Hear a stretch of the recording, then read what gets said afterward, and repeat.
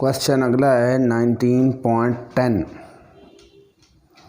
Statement मैंने लिखी है which has lower energy quanta radio waves और एक्स रेज। आपको पता है रेडियो वेव्स भी इलेक्ट्रोमैग्नेटिक है, एक्स रेज भी इलेक्ट्रोमैग्नेटिक है। ये भी पार्टिकल नेचर रखती है, ये भी पार्टिकल नेचर है। इसका फोटोन भी है, इसका भी फोटोन है। Quanta mean photon. किसका क्वांटा कम एनर्जी का है, एक्स रेज का या रेडियो वेव्स का? तो हमें पता है E बराबर HF। E is directly proportional to frequency. जिसकी फ्रीक्वेंसी कम होगी उसके फोटोन की, उसके क्वांटा की एनर्जी कम होगी। रेडियो फ्रीक्वेंसी रेडियो वेव्स की एक्स रेज से बहुत कम है, तो इसकी एनर्जी बहुत, इसके क्वांटा की, इसके फोटोन की एनर्जी बहुत कम होगी। आइए यहाँ से पढ़ते हैं। Radio waves has lower energy quanta than X rays. Reason क्या है? एज एनर्जी ऑफ फोटोन और quanta is given by E बराबर HF, which implies that E is directly proportional to F. As the frequency of radio waves is less than that of X-rays, so radio waves has lower energy quanta than X-rays. Now we come to the question 19.11. Does the beam of light primarily depend on the frequency or the number of photon? Beam of light एक है, beam of light वो किस पे depend करती है, frequency पे या number of photon पे? तो बीम ऑफ लाइट बेटा नंबर ऑफ फोटोन पे, जो उसकी जो ब्राइटनेस है, ब्राइटनेस बीम ऑफ लाइट की जो है वो बीम ब्राइटनेस जो है वो नंबर ऑफ फोटोन पे डिपेंड करती है। The brightness of beam of primarily depends on number of photons. वजह ये कि नंबर ऑफ फोटॉन्स होता है, ये इंटेंसिटी होती है किसी लाइट की। इंटेंसिटी मीन उसकी ब्राइटनेस जितनी तेज़ करेंगे, ज़्यादा करेंगे, उसकी इंटेंसिटी जो है वो बढ़ती जाएगी, ब्राइटनेस बढ़ती जाएगी, नंबर ऑफ फोटॉन जो हैं वो बढ़ते जाएंगे। तो फ्रीक्वेंसी जो होती है किसी लाइट की वो उसकी एनर्जी होती है, यानी फ्रीक्वेंसी ज़्यादा होने का मतलब एनर्जी ज़्यादा है। ब्राइटनेस किसी लाइट की होने का मतलब है कि उसकी इंटेंसिटी ज़्यादा है। As we know that brightness of beam of light depends upon it intensity. Brightness का भी इंटेंसिटी है। And intensity is proportional to number of photon, और इंटेंसिटी का मतलब है number of photons. Hence, it is clear that brightness of beam primarily depends on number of photons in the beam, not on the frequency of light. अगला question पढ़ते हैं 19.12. When ultraviolet light falls on certain dyes, visible light is emitted. Why this does not happen when infrared light falls on these dyes? एक किस्म की dies हैं, उन पे ultralight fall करती है। अल्ट्रावायलेट लाइट भी विजिबल नहीं है, तो उससे विजिबल लाइट अमिट होती है। लेकिन उन्हीं डाइज पे जब इंफ्रारेड लाइट, वो भी विजिबल नहीं है, वो पड़ती तो कुछ नहीं होता, कोई लाइट अमिट नहीं होती। तो उसकी वजह मैं आपको बता दूं। फिर यहाँ पर पढ़ते हैं कि देखिए अल्ट्रावायलेट लाइट की जो एनर्जी है वो विजिबल लाइट की एनर्जी से ज़्यादा है। तो अल्ट्रावायलेट लाइट जब इन डाइज पे पड़ती है, लेट इसके एटम को एक्साइट करती है, और जब वो डी एक्साइट होते हैं तो विजिबल लाइट एमिट होती है। और उन्हीं डाइज पे जब इंफ्रारेड रेज पड़ती हैं, इंफ्रारेड लाइट पड़ती है, इंफ्रारेड लाइट पड़ती है उन्हीं पे, तो इंफ्रारेड की एनर्जी विजिबल लाइट से कम है, तो ये इलेक्ट्रॉन को एक्साइट करके विजिबल लाइट एमिट नहीं करवा सकती। तो अब यहाँ से पढ़ते हैं, ये थ्योरी आपको बता दी थी। Ultraviolet light is more energetic than visible light. Ultraviolet light is more energetic than visible light. Thus, when ultraviolet light falls on certain dyes of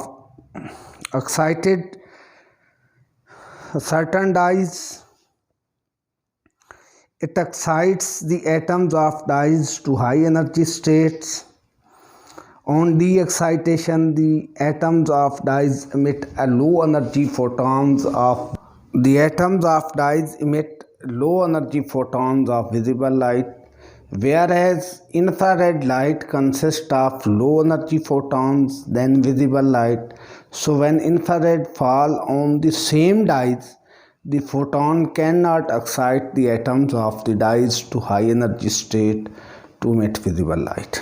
इसको रिपीट में कर देता हूँ कि अल्ट्रा वायलेट लाइट डाइज की एटम को excite करती। Excite का मतलब है कि एटम अपने ऑर्बिट से नेक्स्ट ऑर्बिट में मूव करता है और वहाँ से जब वापस आता है इसको कहते हैं डी एक्साइटेशन। तो डी एक्साइटेशन के दौरान वो लाइट एमिट करता है। तो डाइज अल्ट्रा वायलेट पे जब पड़ती, अल्ट्रा वायलेट लाइट जब डाइज पे पड़ती तो उनकी एनर्जी ज़्यादा है, वो लाइट एमिट करवा सकती हैं। इंफ्रारेड की चूँकि एनर्जी लाइट से कम है, वो लाइट एमिट नहीं करवा सकती। अगला क्वेश्चन पढ़ते हैं 19.13। Will bright light eject more electron from the metal surface than dimmer light of the same colour. यानी कलर एक है, दो लाइट है। एक कलर का मतलब है कि उनकी फ्रीक्वेंसी सेम है। एक लाइट ब्राइट है, एक डिम है। ब्राइट लाइट का मतलब है कि इंटेंसिटी लाइट की ज़्यादा है और डिम का मतलब है कि लाइट की इंटेंसिटी कम है। तो वो पूछता है कि क्या ब्राइट लाइट ज़्यादा इलेक्ट्रॉन इजेक्ट करवाएगी। ये फोटो इलेक्ट्रिक इफेक्ट का सवाल है। तो ब्राइट लाइट ज़्यादा इलेक्ट्रॉन, यस। डिमर लाइट कि नंबर ऑफ़ इलेक्ट्रॉन जो इजेक्ट होते हैं ना वो प्रोपोर्शनल होते हैं इंटेंसिटी के और इंटेंसिटी डिटरमिन करती है कि हाउ लाइट इज़ ब्राइट और डिम। तो इसका आंसर पढ़ते हैं, yes bright light eject more electron from metal surface than dimmer light of same colour. Colour का मतलब सेम फ्रीक्वेंसी। रीज़न आगे लिखी हुई है, we know that the number of electron emitted from